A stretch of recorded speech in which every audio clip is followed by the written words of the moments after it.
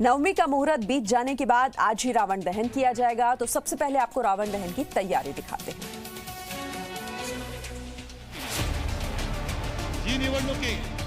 इस बार शिवसेना ने अपनी वार्षिक दशहरा रैली मुंबई के एक सभागार में आयोजित करने का फैसला किया है। पार्टी की दशहरा रैली पारंपरिक रूप से शिवाजी पार्क मैदान में होती आई है। महाराष्ट्र की उद्धव सरकार ने राजनीतिक, सामाजिक और धार्मिक सभाओं पर प्रतिबंध लगाया हुआ है, जिसके तहत कोविड-19 के सुरक्षा प्रोटोकॉल को ध्यान में रखते हुए फैसला किया गया है। यह पहली बार है कि रैली शिवाजी पार्क में नहीं होगी, जहां पार्टी के कार्यकर्ता दशहरे की शाम पार्टी प्रमुख को सुनने के लिए बड़ी संख्या में जुटते थे। बताया जा रहा है कि शिवसेना प्रमुख और मुख्यमंत्री उद्धव ठाकरे मध्य मुंबई के दादर स्थित शिवाजी पार्क मैदान के सामने स्वतंत्र वीर सावरकर सभागार में शिवसेना कार्यकर्ताओं को शाम 7 बजे संबोधित करेंगे। हालांकि इस दौरान भी 50 लोगों के चुनिंदा समूह को सभागार में प्रवेश की अनुमति होगी, जिनमें मंत्री और नेता शामिल होंगे। पार्टी के सोशल मीडिया अकाउंट पर कार्यक्रम का सीधा प्रसारण किया जाएगा। और दशहरे के मौके पर राष्ट्रीय स्वयंसेवक संघ के सर संघचालक मोहन भागवत भी आज संदेश देंगे। दशहरे के मौके पर हर साल की तरह इस बार भी राष्ट्रीय स्वयंसेवक संघ के हेडक्वार्टर नागपुर में शस्त्र पूजा की जाएगी। संघ प्रमुख मोहन भागवत इस दौरान अपना संबोधन भी करेंगे। यह कार्यक्रम करीब 1 घंटे का होगा। कोरोना संकट को देखते हुए राष्ट्रीय स्वयंसेवक संघ ने इस बार विजयदशमी के कार्यक्रम को लेकर कई अहम बदलाव किए हैं। इस बार विजयदशमी कार्यक्रम में कोई मुख्य अतिथि नहीं होगा, साथ ही 50 से कम स्वयंसेवक ही आयोजन में हिस्सा ले सकेंगे। संघ ने तय किया है कि इस बार कार्यक्रम में सुबह 8 बजे से सिर्फ सर संघचालक डॉक्टर मोहन भागवत का ही संबोधन होगा। भागवत का संबोधन सोशल मीडिया पर लाइव स्ट्रीम किया जाएगा। विजयदशमी का वार्षिक कार्यक्रम कई मायनों में महत्वपूर्ण होता है। यहाँ से सरसंघचालक के संबोधन में संघ के भविष्य की योजनाओं की रूपरेखा तय होती है और राष्ट्रीय महत्व के मुद्दों पर संघ का रुख भी जाहिर होता है। और एलएसी पर चीन के साथ तनाव के बीच रक्षा मंत्री राजनाथ सिंह आज सिक्किम बॉर्डर पर जवानों के संग दशहरा मनाएंगे। वर्ष 2019 में रक्षा मंत्री राजनाथ सिंह ने विजयदशमी पर रफाल की शस्त्र पूजा की थी, लेकिन इस बार रक्षा मंत्री सिक्किम में देश के शूरवीरों के साथ एलएसी पर शस्त्र पूजा करेंगे। लद्दाख सीमा पर चीन से तनातनी के बीच जवानों का मनोबल बढ़ाने के लिए केंद्रीय रक्षा मंत्री राजनाथ सिंह सिक्किम में भारतीय सेना के साथ दशहरा मनाएंगे। 2 दिन के दौरे पर पश्चिम बंगाल और सिक्किम पहुंचे राजनाथ ने इससे पहले दार्जिलिंग के सुकना स्थित 33वीं कॉर्प्स मुख्यालय पर भारतीय सेना के जवानों से मुलाकात की और तैयारियों की समीक्षा की। उन्होंने भारतीय जवानों को संबोधित भी किया। आप सबके ही कारण यह देश सुरक्षित है, देश की सीमाएं सुरक्षित हैं। सेना के जवानों ने जो कुछ भी किया है, जिस शौर्य, जिस पराक्रम और जिस धैर्य का परिचय देते हुए अपनी भूमिका का निर्वाह किया है, वह स्वर्णाक्षरों में लिखा जाएगा। अपनी यात्रा के दौरान राजनाथ सिंह सीमा सड़क संगठन की ओर से निर्मित बुनियादी ढांचा परियोजना का उद्घाटन भी करेंगे। और दशहरे के मौके पर प्रधानमंत्री नरेंद्र मोदी आज सुबह 11 बजे मन की बात कार्यक्रम के जरिए देश को संबोधित करेंगे। पीएम मोदी के मन की बात कार्यक्रम की ये 70वीं कड़ी होगी। इस मौके पर पीएम मोदी बिहार चुनाव से लेकर कोरोना वैक्सीन और त्योहारों का जिक्र कर सकते हैं। इससे पहले पीएम मोदी ने देश के नाम संबोधन में कोरोना को लेकर चेतावनी दी थी। प्रधानमंत्री ने अपने आधिकारिक ट्विटर हैंडल के जरिए देशवासियों को अपने मासिक रेडियो कार्यक्रम मन की बात सुनने की अपील की है। देश से जुड़े मुद्दों पर चर्चा के लिए प्रधानमंत्री और उनकी टीम की ओर से सोशल मीडिया और अन्य माध्यमों पर विचार और सुझाव आमंत्रित किए जाते हैं। बता दें कि अभी हाल ही में पीएम मोदी ने बिहार चुनाव के लिए अपनी पहली रैली में विपक्ष, खासकर कांग्रेस के खिलाफ जमकर निशाना साधा था। पीएम मोदी ने सासाराम से बिहार में अपनी पहली चुनावी रैली की शुरुआत की। इससे पहले राष्ट्र के नाम संदेश में पीएम मोदी ने कहा था कि हमें ये नहीं भूलना है कि लॉकडाउन भले चला गया हो, लेकिन वायरस नहीं गया है। जब तक दवाई नहीं, तब तक ढिलाई नहीं। 2 गज की दूरी, मास्क लगाना, इसका ध्यान रखिए। देखिए, बिहार में वोटिंग की तारीख जैसे जैसे पास आ रही है, सियासी वार पलटवार भी तेज हो गया है। तो चुनावी घमासान कितना बढ़ चुका है, 60 सेकंड में देखिए। बिहार विधानसभा चुनाव में राजनीतिक तापमान चढ़ चुका है। बिहार के deputy CM Sushil Kumar Modi corona संक्रमण की वजह से चुनावी रैलियों और सभाओं से तो दूर हैं, लेकिन ट्वीट के जरिए उन्होंने आरजेडी पर हमला जारी रखा है। शनिवार को भी सुशील मोदी ने एक के बाद एक कई लगातार ट्वीट किए और लालू यादव को अंधविश्वासी बताया। अपने पहले ट्वीट में सुशील मोदी ने निशाना साधते हुए लिखा, तंत्र मंत्र के अंधभक्त लालू प्रसाद जिस मोदी सरकार के बीच में गिरने के साथ देश में अस्थिरता की कुटिल कामना कर रहे थे, उसने विश्व में भारत का मान बढ़ाया और जनता के अपार समर्थन से शानदार वापसी भी की। देवी देवता किसी की कुटिल कामना को सफल नहीं बनाते।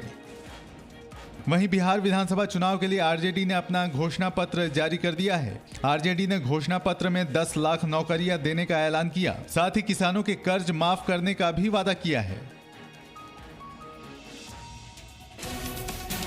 और अब जानिए, सुशील मोदी के बाद बिहार में बीजेपी का कौन दिग्गज कोरोना संक्रमित हुआ है। बिहार विधानसभा चुनाव से पहले बीजेपी को फिर झटका लगा है। बिहार में पार्टी के चुनाव प्रभारी और महाराष्ट्र के पूर्व मुख्यमंत्री देवेंद्र फडणवीस भी कोरोना संक्रमित हो गए हैं। फडणवीस ने खुद ट्विटर पर यह सूचना दी, जब से लॉकडाउन लगा है तब से मैं रोजाना कड़ी मेहनत कर रहा हूं, लेकिन अब लगता है कि भगवान चाहते हैं कि मैं कुछ दिन रुकूं और एक ब्रेक लूं। मैं कोरोना संक्रमित हूं और अब आइसोलेशन में हूं। डॉक्टरों के निर्देशानुसार सभी दवाइयां और ट्रीटमेंट ले रहा हूं। फडणवीस ने अपने संपर्क में आए सभी लोगों से आइसोलेट होने की अपील की। फडणवीस को आज बेतिया और फारबिसगंज में चुनावी बैठकें करनी थी। इससे पहले बिहार के उप मुख्यमंत्री सुशील कुमार मोदी और बीजेपी के राष्ट्रीय प्रवक्ता शहनवाज हुसैन की भी कोरोना रिपोर्ट पॉजिटिव आई थी।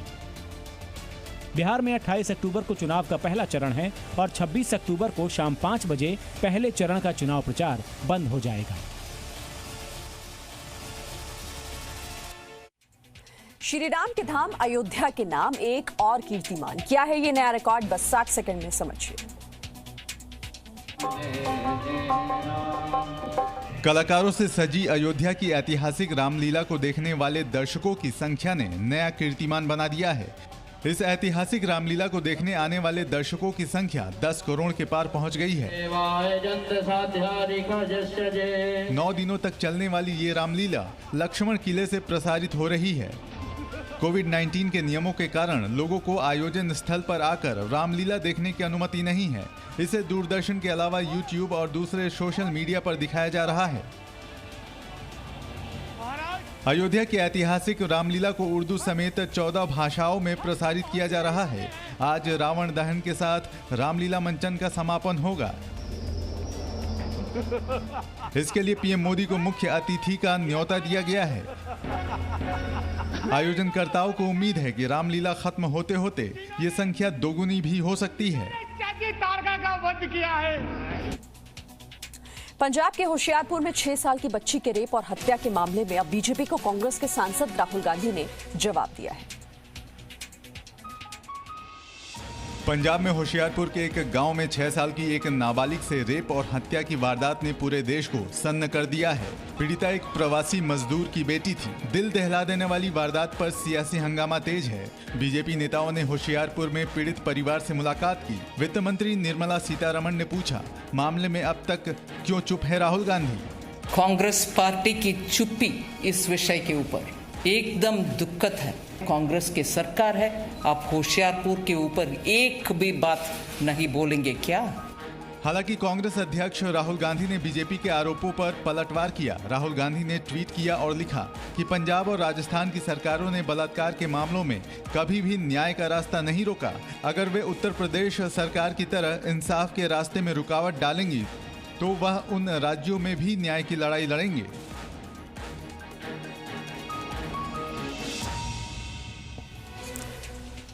आज रावण दहन का दिन है और इसीलिए हम सबको ये शपथ जरूर लेनी चाहिए कि देश की बेटियों के रावण बनने वालों का कानून सम्मत दहन किया जाए, क्योंकि सवाल न सिर्फ एक बेटी का है, न एक शहर का। जींद में किस तरह एक गैंगरेप पीड़ित तड़पती रही, ये सड़क पर एक महिला तड़प रही है और पुलिस वाले तमाशा देख रहे हैं, वीडियो बना रहे हैं। न ड्यूटी की जिम्मेदारी का एहसास है और न ही इंसानियत। ये दर्द तब भी इतना ही बड़ा होता अगर ये पीड़ित गैंगरेप की शिकार न होती। तस्वीरें हरियाणा के जिंद से आई हैं। गैंगरेप पीड़िता रात भर एसएसपी दफ्तर के बाहर अकेली धरने पर बैठी रही। सुबह एक कार ने पीड़िता को टक्कर मार दी। हादसा एसएसपी ऑफिस के बाहर हुआ था तो फौरन भीड़ इकट्ठा हो गई।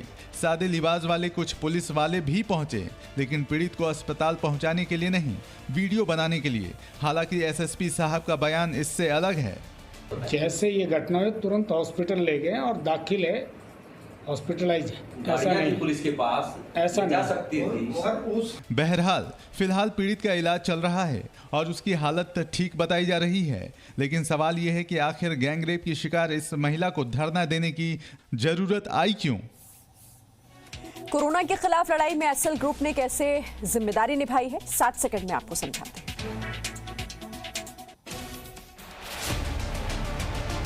एक जिम्मेदार कॉरपोरेट संस्था के तौर पर एसएल समूह ने कोरोना से लड़ाई में भी अपने दायित्वों को हमेशा निभाया है। इसी कड़ी में जी एंटरटेनमेंट के एमडी और सीईओ पुनीत गोयनका के प्रयासों से राजस्थान को 20 एम्बुलेंस और 4000 पीपीई किट्स कोरोना से लड़ाई के लिए सौंपी गई। राजस्थान के मुख्यमंत्री अशोक गहलोत ने चिकित्सा मंत्री डॉक्टर रघु शर्मा, चिकित्सा राज्य मंत्री सुभाष गर्ग और मुख्य सचिव राजीव स्वरूप की मौजूदगी में एसएल ग्रुप द्वारा दी गई 20 एम्बुलेंस को अपने आवाज से हरी झंडी दिखाई और जी एंटरटेनमेंट के एमडी और सीईओ पुनीत गोयनका का आभार जताया।